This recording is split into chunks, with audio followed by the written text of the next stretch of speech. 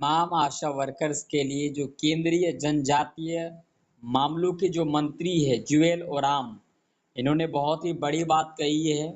अब तमाम जो है आशा वर्कर्स के लिए ये बात सुनना ज़रूरी है। बहुत ही बड़ी बात इन्होंने आप लोगों के लिए कही है, तो वीडियो को पूरा देखिएगा। कह रहे हैं कि केंद्रीय जनजातीय मामलों के मंत्री जुएल ओराम ने बुधवार को कोविड महामारी से निपटने में आशा और आंगनवाड़ी कार्यकर्ताओं की भूमिका की प्रशंसा की और कहा कि वे भारत को सिकल सेल रोग से मुक्त करने के सरकार के लक्ष्य को प्राप्त करने में महत्वपूर्ण भूमिका निभाएंगे। विश्व सिकल सेल दिवस के अवसर पर यहां अखिल भारतीय आयुर्विज्ञान संस्थान में एक कार्यक्रम को संबोधित करते हुए ओराम ने कहा कि शीर्ष विशेषज्ञ और डॉक्टर राष्ट्रीय सिकल सेल एनीमिया उन्मूलन मिशन में योगदान देंगे, लेकिन सफलता केवल जमीनी स्तर कार्यकर्ताओं की भागीदारी से ही संभव होगा। हाल ही में तीसरी बार जनजातीय मामलों के मंत्री का पद संभालने वाले ओराम ने कहा कि आशा और आंगनबाड़ी कार्यकर्ता ग्राम पंचायत स्तर पर काम करते हैं।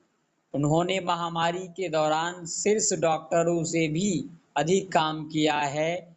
मैं यह विश्वास के साथ कह सकता हूं कि जब तक हम इस मिशन में जमीनी स्तर के कार्यकर्ताओं को शामिल नहीं करेंगे, तब तक यह सफल नहीं होगा।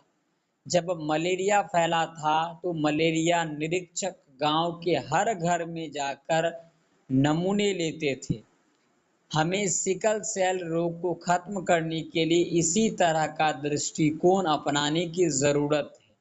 आगे मंत्री कहते हैं कि जबकि शीर्ष डॉक्टर योजना बना सकते हैं और अपने ज्ञान और संसाधनों को साझा कर सकते हैं, यह जमीनी स्तर के कार्यकर्ता हैं जिन्हें वास्तव में काम करना है।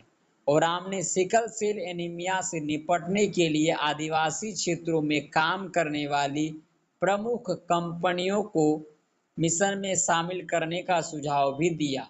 पिछले साल 1 जुलाई को प्रधानमंत्री नरेंद्र मोदी ने 2047 तक इस बीमारी को खत्म करने के उद्देश्य से मध्य प्रदेश यानी कि एमपी के शहडोल में राष्ट्रीय सिकल सेल एनीमिया उन्मूलन मिशन की शुरुआत करी थी। यानी यहाँ पर सीधे तौर पर यह बताया जा रहा है कि जो सिकल सेल एनीमिया है उसकी रोकथाम के लिए कहीं ना कहीं आप लोगों को जो है फिर से उस काम में जो है आप लोगों की भागीदारी लेने की बात यहाँ पर चल रही है। तो ये सबसे बड़ी खबर आ रही है, अब तक की सबसे बड़ी अपडेट आप लोगों को मिल रही है।